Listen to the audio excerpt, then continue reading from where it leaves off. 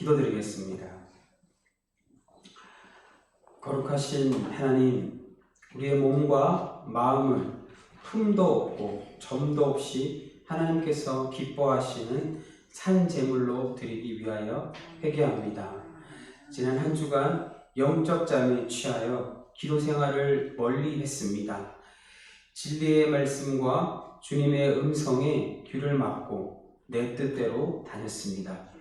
선한 일에 힘쓰지 못하고 성전에 모이기를 싫어했습니다. 오히려 악한 동무들과 어울려 지내며 무지한 말과 거역하는 행동으로 하나님의 뜻을 거스르며 맡겨주신 봉사의 직분과 복음 전파의 사명을 다하지 못했습니다. 오늘 예배의 자리로 나와서 이것이 하나님 앞에서 고쳐야 할 흠이요 지워야 할 점인 것을 깨닫습니다. 주여, 십자가 보혈로 저희들을 정결하게 씻어 주시옵소서. 그리하여 점도 흠도 없이 하나님만 섬기게 하여 주시옵소서. 하나님 아버지, 이 시간 또 하나님의 말씀을 들고 섭니다. 부족한 종의 입술을 주장하시고 온전히 하나님의 말씀만 선포되어지는 시간이 되게 하여 주시옵소서. 이 모든 말씀 우리 주 예수 그리스도 이름으로 기도드리옵나이다. 아멘.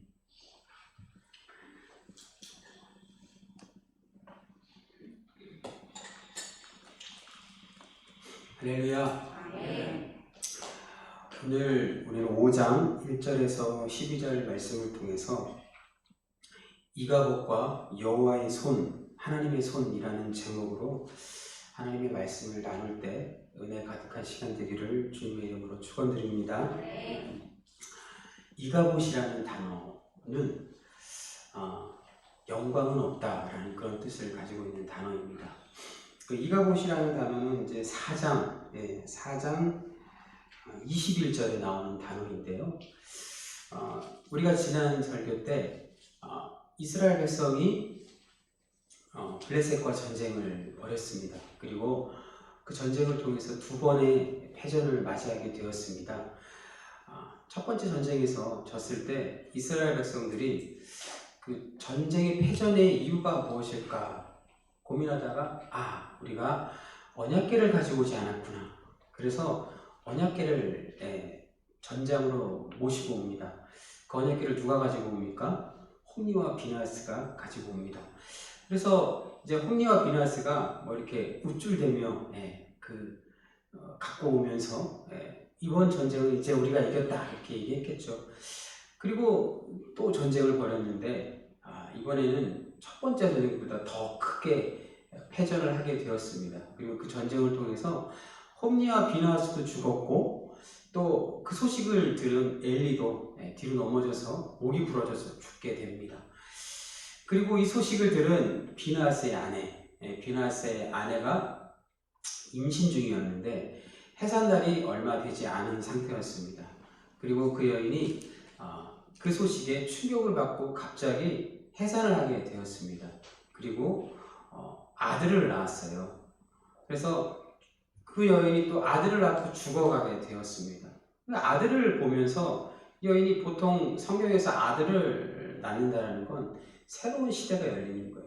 희망을 상징하는 겁니다. 그러니까 절망 가운데서도 희망이 일어나는, 우리가 사무엘서를 처음 보면 알겠지만 한나가 아이를 낳지 못하죠. 근데 하나님께서 아이를 낳을 수 있도록 은혜를 베푸시고 그가 아들을 낳습니다. 그 아들이 사무엘이지 않습니까? 좀 희망을 상징하는 건데 이 여인은 그 아들을 보면서 뭐라고 얘기하냐면 제가 20절의 말씀부터 읽어드리겠습니다. 4장 20절부터 죽어갈 때 곁에 서 있던 여인들이 그에게 이르되 두려워하지 말라 내가 아들을 낳았다 하되 그가 대답하지도 아니하며 관념하지도 아니하고 이르기를 영광이 이스라엘에서 떠났다 하고 아이 이름을 이가봇이라고 하였으니 하나님의 괴가 빼앗겼고 그의 시아버지와 남편이 죽었기 때문이며 또 이르기를 하나님의 괴를 빼앗겼으므로 영광이 이스라엘에서 떠났다 하였더라.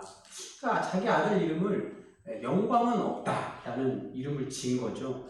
여러분 어쨌든 자식의 이름은 좀 좋게 짓고 싶잖아요. 근데 이런 이름을 줬어요. 그러니까 이것은 단순하게 한 여인의 이야기라기보다는 이스라엘의 그 상황을 설명하고 있는 겁니다.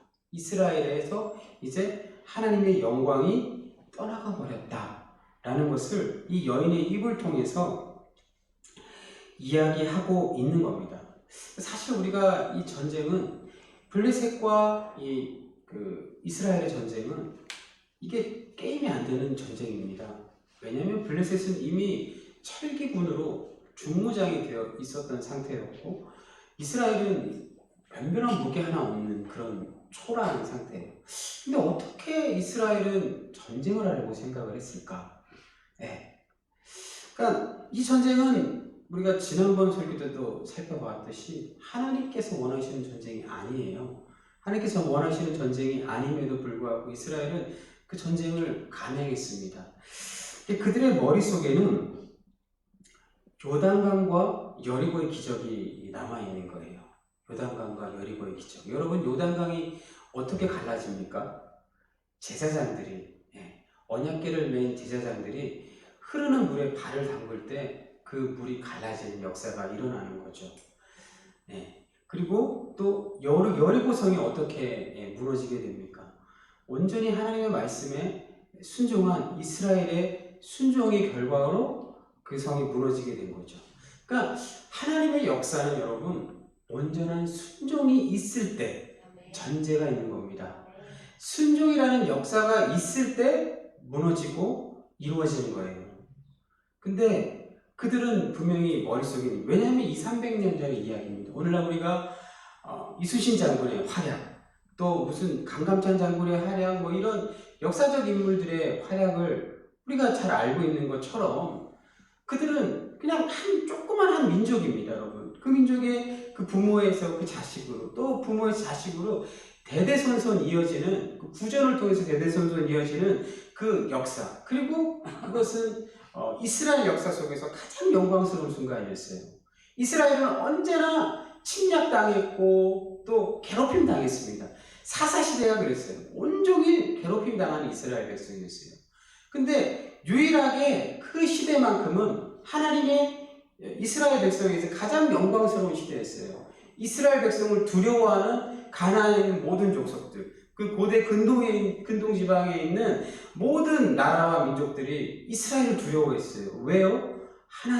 여호와 하나님의 이름 때문에 두려워했습니다. 지난번 설교 때도 4장에서도 전쟁에서 지고 언약궤가 들어오자 이스라엘 진영은 막 난리가 났죠. 그 소식을 들은 블레셋이 뭐라 그랬습니까? 두려워했다라고 성경에 나와 있습니다. 그러니까 여호와 하나님의 이름에 대한 두려움이에요. 그 두려움을 가지고 있었는데 이스라엘 백성은 그 두려움이 있으면 뭐든 다 이길 수 있다고 생각했지만 앞전에도 얘기했다시피 하나님의 역사는요, 순종이라는 그 바탕 위에 이루어지는 거예요. 순종이 없으면 하나님의 역사도 없습니다, 여러분. 99%의 순종도 아니고 100%의 순종. 요단강을 가르고 여리고성을 무너뜨렸던 이스라엘 백성의 순종은요 100%의 순종이었어요. 그 순종이 아니고서는 전쟁에서 이길 수가 없는 거예요. 근데 이스라엘 백성은 어떻게 했습니까? 이때 이스라엘 백성은 어떻게 했습니까? 전쟁해보고 지니까 언약궤가 있어야 되나 보다. 여러분, 언약궤가 하나님을 상징하는 것이죠? 맞습니까? 네. 하나님이 언약궤에 담기실 분은 아니에요. 언약궤는 하나님께서 그렇게 말씀하셨습니다. 나를 위해서 어떤 형상을 만들지 말라고 했어요. 여러분, 하나님을 위해서 형상을 우리가 만든 게 있습니까, 여러분? 하나님은 이런 분이다, 이런 모양이다. 없습니다. 그죠? 여러분, 가나안에 있는 신들은 어떻습니까? 다 형상이 있어요. 다곤에 사람처럼 팔다리 다 있고 형상이 다 있습니다. 어떤 신들이든 다 형상이 있어요. 사람이 만들어 놓은 거예요. 왜요? 사람은 눈에 보여야 돼. 가시적이어야지 존재하는 걸로 이해합니다. 그래서 다 신을 만들었어요. 그러니까 하나님이 그걸 아시기 때문에 나의 모양으로 형상을 만들지 말라고 했어요. 근데 이스라엘은 그 언약궤를 그렇게 만들었어요. 언약궤가 하나님인 것처럼 생각했고 언약궤만 있으면 뭐든 다 할 수 있다라고 생각했어요. 이미 우상화되어버린 이스라엘 백성이었기 때문에 하나님을 이렇게 만든 거예요, 여러분. 여러분, 우리가 하나님을 우상으로 만들 수 있습니다. 조심해야 되는 거예요.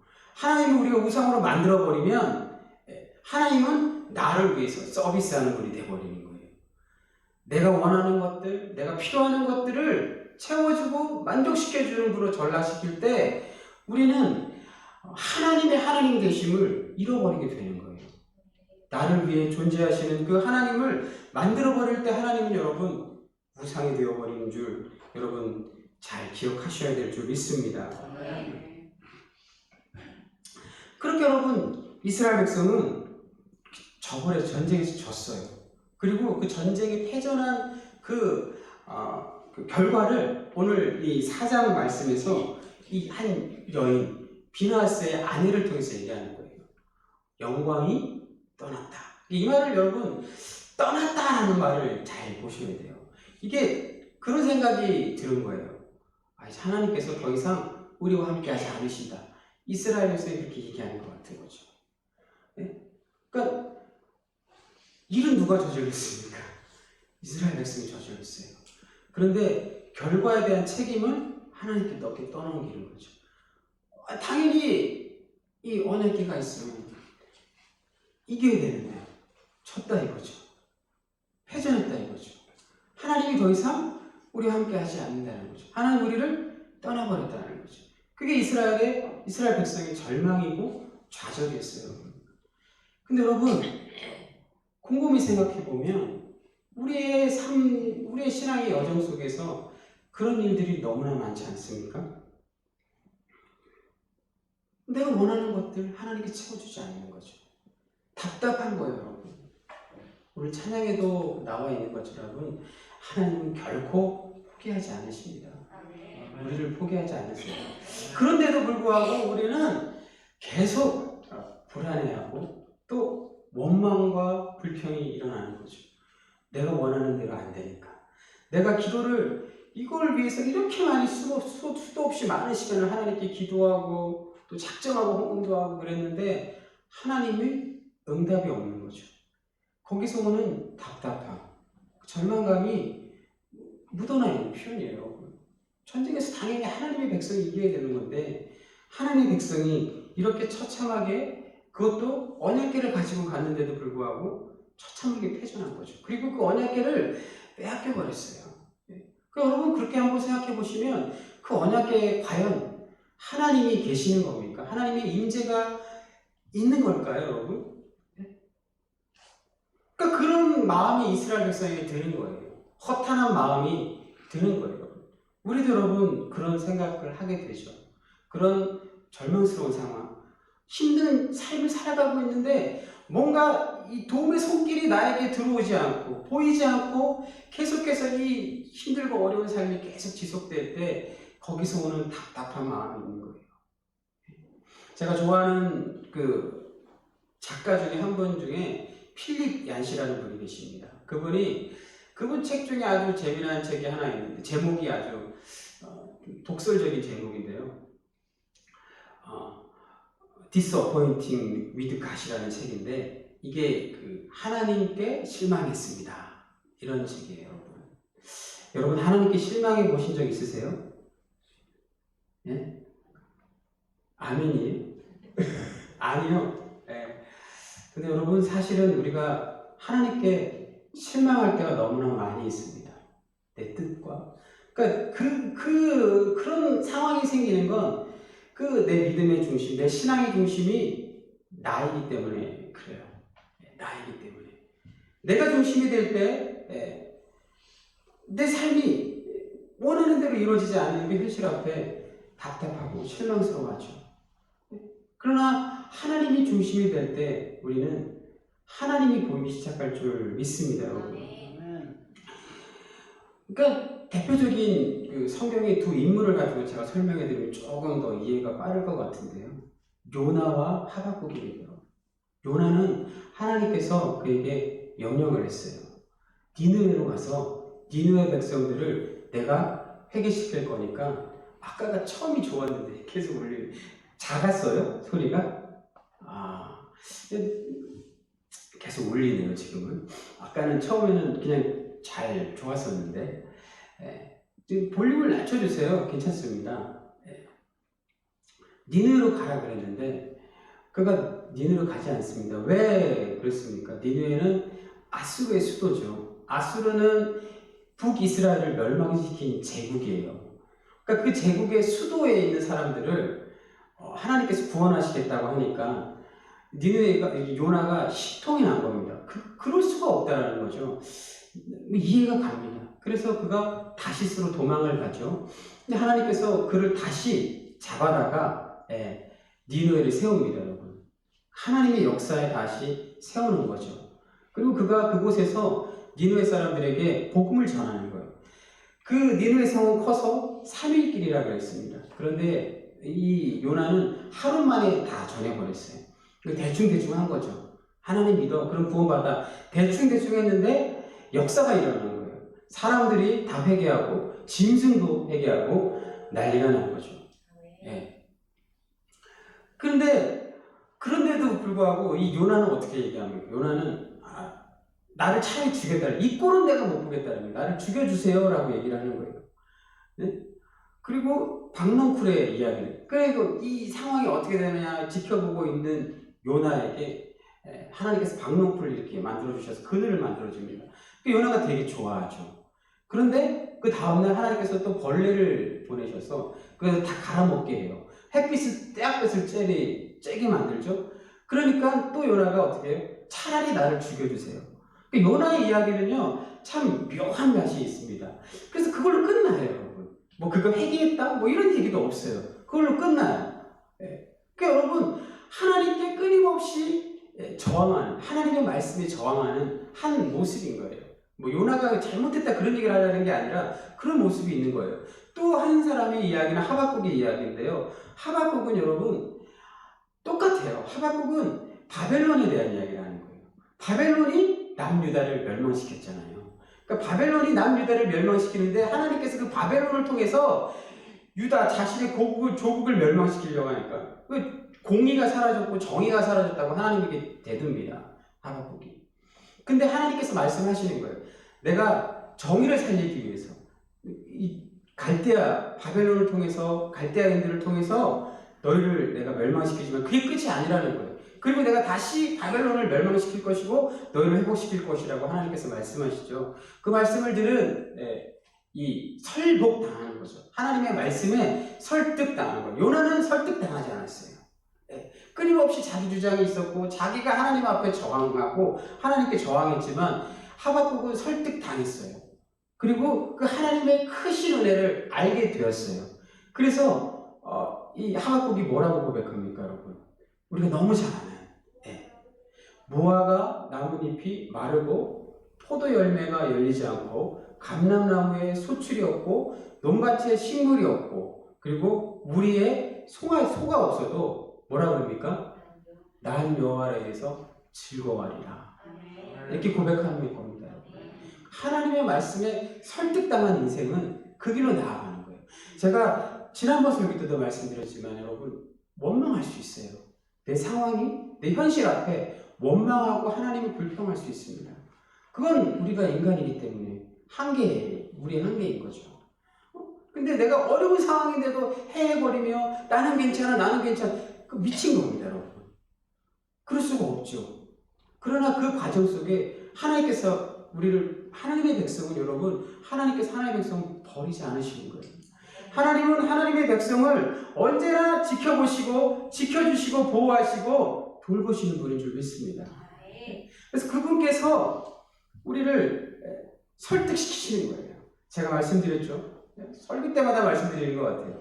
우리의 상황은 하나님께서 바꿔주지 않으세요. 나를 바꾸시는 거지. 우리를 바꾸시는 거예요. 설득시키시는 거예요. 하나님께서. 우리를 설복시키시는 하나님이신 줄 믿습니다. 하나님께서 우리를 설복시킬 때 말씀으로 우리를 설복시키는 거예요. 근데 그 말씀에 저항하고 끊임없이 저항할 때, 내 고집을 내세울 때 우리는 하나님으로 인해서 기뻐할 수가 없어요. 하나님이 주신 그 만족을 누릴 수가 없어요. 근데 여러분, 이 하박국처럼 하나님의 말씀을 설득당하잖아요. 즐거워할 수 있습니다. 저는 사랑하는 성도 여러분들이 하나님의 말씀에 설득되기를 주님의 이름으로 축원드립니다. 설득당하십시오. 자존심을 하나님 앞에 내세울 필요가 없어요. 설득당하시고 하나님의 사람이 되시고 하나님의 역사의 중심에 서 있을 수 있는 성도님들이 되시기를 주님의 이름으로 축원드립니다. 그러니까 여러분, 우리는 눈에 보이지 않기 때문에 하나님의 역사가 없는 것처럼 느껴져요. 이건 여러분 성도님들만 그런 게 아니고요, 신학자들도 똑같아요. 그래서 미국에서는요 사신신학이라는 게 있었어요. 지금은 사라졌지만 그게 무슨 말이냐면 하나님이 죽었다라는 거예요.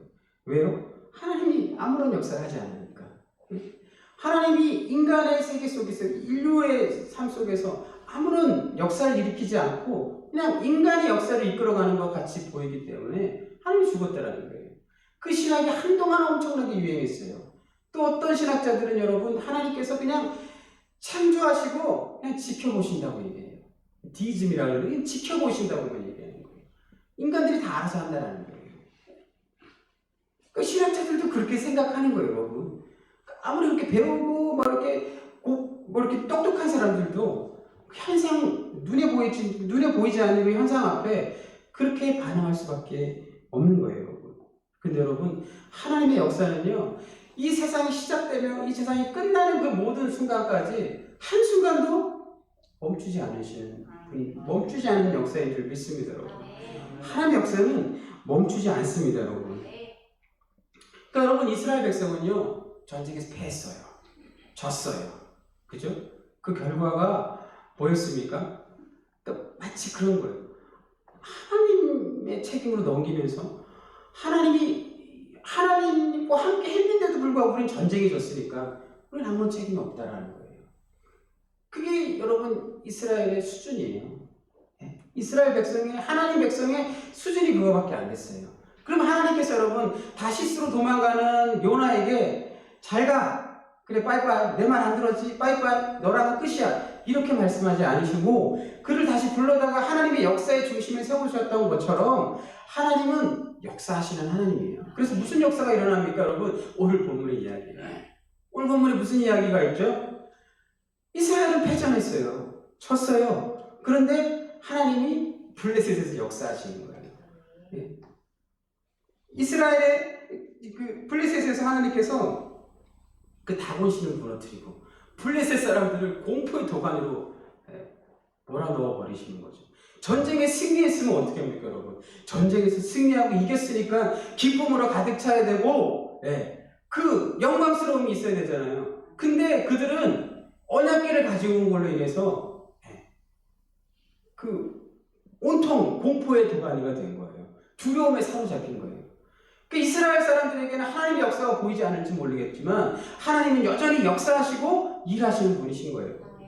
그 상황 속에서 그들은 알 수가 없죠. 이스라엘 백성은 블레셋에서 어떤 일이 일어나고 있는지 알 수가 없죠. 그러나 블레셋에서 하나님의 역사는 계속되는 거예요. 이 역사가 왜 일어나는 겁니까, 여러분? 뭐 하나님을 모독해서 그 언약궤를 가져갔기 때문도 있을 수 있겠지만 하나님의 백성을 위해서 일하시는 하나님이신 줄 믿습니다. 우리의 삶 속에 때로는 내 눈에 보이지 않는 것들로 인해서 좌절되고 절망되고 내가 어떻게 살아가야 될지 길을 찾지 못하고 있을지라도, 그래서 우리가 하나님은 없어, 하나님은 나에게 관심이 없어, 이렇게 얘기할 수 있을지라도 거기서 멈춰 있으면 안 된다는 거죠. 일하시는 그 하나님을 발견하고 우리를 위해서 수고하시는 그 하나님을 발견하고 하나님께 감사하는 마음이 있어야 될 줄 믿습니다. 거기로 나아가야 되는 게, 그게 수준 높은 성도가 되는 거예요. 하나님이 수준 낮다고 구원 안 하시고 수준 높다고 높은 사람만 구원하는 건 아니지만 수준 높은 자리로 나아갔을 때 우리는 하나님을 더 깊이 알 수 있는 거죠. 그리고 하나님으로 인해서 기뻐하고 즐거워할 수 있는 겁니다, 여러분. 믿으십니까, 여러분? 하나님은 날마다 일하시는 거예요. 그러니까 하나님께서 날마다 일하시는 건 우리의 대적을 상대하기 위하신 거예요. 우리의 대적이 무엇입니까, 여러분? 사탄의 역사를 언제나 하나님께서는 무너뜨리시고 우리를 지켜내시는 줄 믿습니다, 여러분. 한순간도 하나님께서 그렇게 사탄의 역사와 싸우지 아니하신다면 우리는 존재할 수 없어요. 우리는 언제나 무너질 수밖에 없는 연약한 존재이기 때문에 그렇습니다. 그러나 하나님께서는 우리의 만군의 여호와가 되시고 우리를 위해서 대신 전쟁하시는 그 하나님이신 줄 믿습니다. 이제 말씀의 결론을 맺겠습니다. 제가 스포츠는 별로 안 좋아하지만 우리나라 선수들이 외국에 나가서 이렇게 잘하면 제가 이제 그것만 봐요. 옛날에 유진 선수가 잘할 때도 메이저리그를 봤지만 지금은 못하니까 메이저리그 아예 보질 않습니다. 그리고 최근에는 이제 영국의 프리미어 리그라고 축구의 메이저 리그죠. 있습니다. 그래서 참 잘해요. 누가 잘합니까? 네, 손흥민 선수가 되게 잘하죠. 그래서 유튜브에서 그거 막 보고 그렇습니다. 막 칭찬하는 그런 거 보면 왠지 저도 뿌듯하고 그래서 근데 최근에 손흥민 선수가 잘 못했어요. 그래서 막 그 영국 언론들과 팬들이 후보로 내려앉혀라, 선발로 내보내면 안 된다, 막 이런 식으로 그 손흥민 선수를 괴롭힌 거죠. 멘탈이 대단한 것 같아요, 손흥민 선수가. 저라면은 못할 것 같아요. 근데 최근에 또 폼이 올라와서 잘합니다. 그러니까 이런 기사가 나왔어요. 무슨 기사가 나오냐면 손흥민을 의심하지 말라. 손흥민을 의심하지 말라. 이런 기사가 나오는데 여러분, 사랑하는 성도 여러분, 하나님의 역사를 의심하지 마십시오. 하나님이 우리 눈에 보이지 않는다고 안 계시는 분이 아니에요. 그분은 여전히 계시고 이 세상을 만드신 분이고 이 세상의 창조 때부터 시작해서 또 이스라엘 백성을 구원해내신 하나님이시고 또 우리를 구원하시기 위해서 자신의 독자 예수 그리스도를 이 땅에 보내신 하나님이십니다. 그 하나님은 온전히 우리에게 시선이 가 있는 거예요. 여기 보시면 우리 두 예쁜이들을 바라보시면 얼마나 그 기쁨 가득합니다. 그 마음처럼 하나님이 우리를 보시며 결코 포기하지 않으시며 잘못된 길로 걸어갈 때 우리를 설득해 가지고라도 강제로라도 하나님의 역사에 세우시는 하나님이신 줄 믿습니다. 여러분. 그 하나님을 믿으며 그 하나님과 함께 동행할 수 있는, 그래서 또 그 하나님의 기쁨에 참여할 수 있는 성도님들이 되시기를 주님의 이름으로 축원드립니다. 아멘. 기도드리겠습니다.